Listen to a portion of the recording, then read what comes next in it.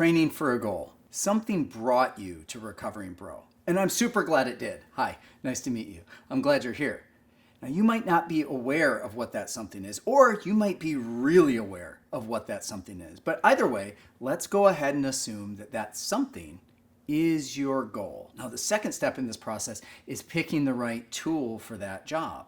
So if the goal is to get shredded up, maybe to get most smaller for an event or your wedding, well, then we want to use a certain type of training for that. If the goal is to get mo bigger and put on bigger muscles, we want to train differently for that goal. And if the goal is to get mo stronger and maybe pick up a car, that's a big goal, but we'll work on that. But it's a different type of training altogether.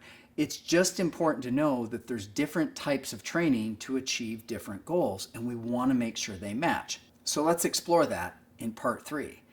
Training or exercise is just a stimulus to the body. And what we do is try to expose the body to a stimulus to force a particular adaptation. So if what we want is, say, the body to be smaller or to shred up, have a little fat loss, well, then what we want to do is stimulate the body with a metabolic training style. Now, this might look like us using lighter weights, more repetitions, putting the body under systemic stress for longer periods of time and feeding it less so that it shrinks and cuts down on its body fat. If what we want to do is force mo bigger and get bigger muscles, well, then we want to force a hypertrophic stimulus. And this looks like us exposing the body to weight for maybe 40 to 60 seconds at a time, slowing down our tempos and putting a lot of blood into the muscle, which brings nutrients so that when we break it down, we can build it back up again and build bigger muscles.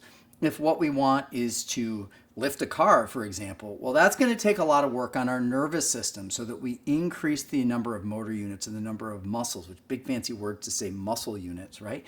To pick up heavier and heavier loads. And the way that we train this is by increasing the amount of load that we lift and giving ourselves more time to rest, to let that nervous system fully recover before we try to lift it again. So it's a much lower volume with a much higher intensity. One key note here, there's a difference between intensity and density.